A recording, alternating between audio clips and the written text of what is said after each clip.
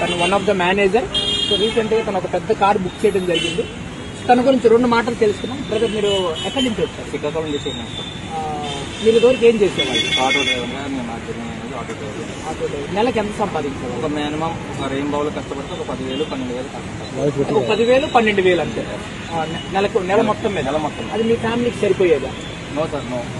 Okay. అప్పుడు అంటే మీకు ఈ ఆపర్చునిటీ కనపడింది, సోషల్ మీడియాలో వెతికారు, కనపడగానే అసలు మీరు ఏమనుకున్నారు దీని గురించి? ఫస్ట్ ఆఫ్ ఆల్ అసలు ఈ ఆపర్చునిటీ నేను పరిచయం అయింది. సో కొన్ని మీటింగ్స్ అనేవి వినమని చెప్పారు. సో మీటింగ్స్ అనేవి విన్నాను. బట్ అయితే ఫస్ట్ ఆఫ్ ఆల్ నాకు నచ్చలేదు, నమ్మలేదు. సో ఎలాగైనా సరే ఏం చెప్పారంటే మాతో పాటు ఒక 1 ఇయర్ జర్నీ చేస్తే మీ యొక్క లైఫ్ స్టైల్ అనేది మారుతుంది, మీరు ఏదైతే పాత లైఫ్ ఉందో ఆ లైఫ్ కాకుండా ఇంకా కొత్త లైఫ్ వచ్చిందని చెప్పి నా ఒక అప్లై చెప్పడం వల్ల నేను దీన్ని చెప్పని తీసుకున్నాను. సో తీసుకున్న తర్వాత ఏంటంటే ఇక్కడ ఉండే ట్రైనింగ్ సిస్టమ్ అనేది నా లైఫ్ అనేది మార్చడం జరిగింది. ఈ ట్రైనింగ్ సిస్టమ్ ద్వారా నేను కొన్ని తెలుసుకొని